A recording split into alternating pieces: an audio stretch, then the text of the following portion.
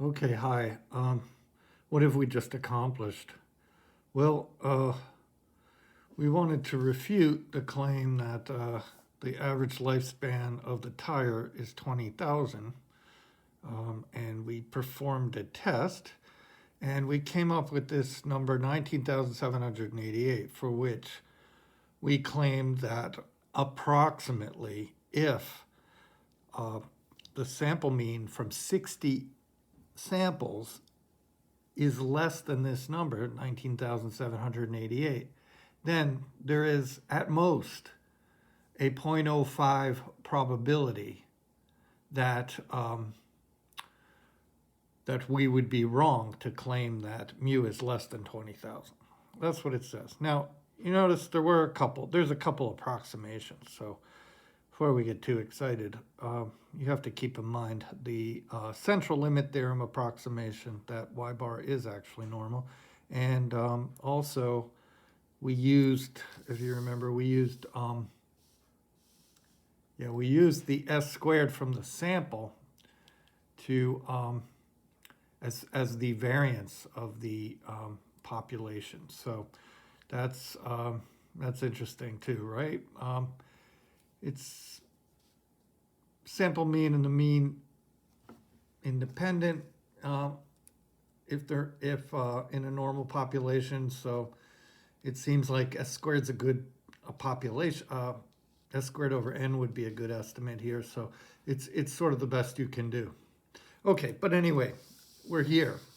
Now, one thing you might have noticed is we only had to be less than this for us to claim that, for us to conclude H, the alternate hypothesis.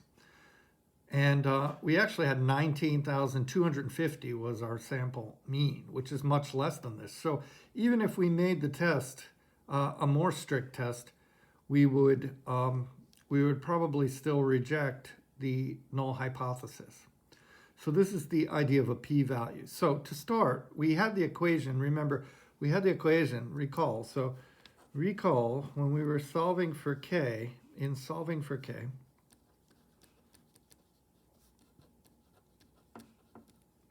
we had the following equation: k minus 20,000 divided by the square root of the estimated variance.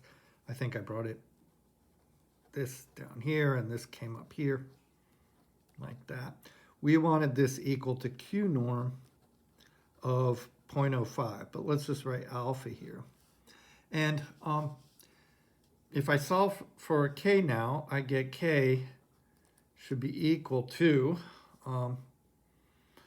20,000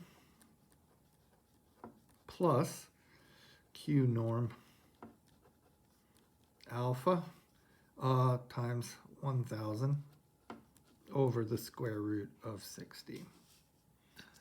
Okay, now when alpha's low, this is going to be a negative number, so it's going to subtract off from 20,000. What if alpha is super close to 0? What if it's 0? Well, this is minus infinity, okay? So you're never going to be able to get perfect immunity to type 1 error, but what if it's very low? Well, then this gets to be bigger and bigger negative number, so k goes down. So when k goes down, it means we need a smaller and smaller y bar. So that should make sense. I put 0.05 in here, we get 19,788 here. What if I put 0.01 in here? So we can make a little table k and alpha. So we had 0.05 and we had, what the hell do we have? 19,788. What if I put something else in, like 0.01? Well, if I 0.01, what's Q norm 0.01? I should do it on the computer. I should have had it written out actually already, but that's okay. Just have a little break there while I do this. So if it's 0.01, we get, so if it's 0.01, we get k K is 20,000 plus Q norm 0.01 times 1,000 divided by square root 60. And I get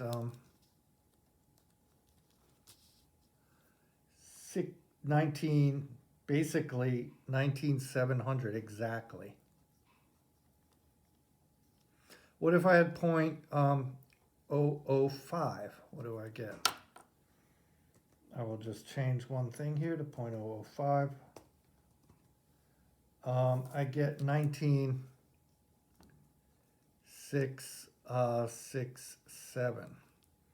Okay, so it's going down. So look, I could make it much more stringent and still pass because I was all the way down to 19,250.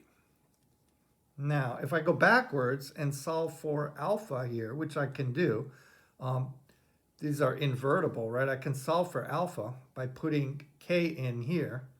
So we get, what would the expression be here? So to solve the other way, what would we get? We get this should be here. This should be P norm of 19,250 minus 20. I just solve it. Just invert this. And square root 60. Okay.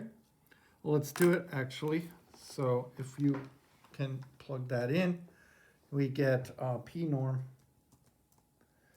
19, so that would be minus 750 over 1,000, so minus 0.75 times root 60, right? And I get 3.1 times 10 to the minus 9th. Now, it decays very fast. You might understand that, right? When you see how flat the Gaussian curve is, that when you go out significantly far, it starts to get to be very little probability there. So this becomes, I get 3, so it's positive, right? 3.13 times 10 to the minus 9th, okay? That's the amount of, that's how small we can make alpha. Okay, so even if we make alpha, say, 10 to the minus, let's see, this is bigger than that. Say we make alpha 10 to the minus 8. So even with alpha equals, say, 10 to the minus 8, we still reject H0. Okay? So very small chance I'm making an error by claiming that the null hypothesis is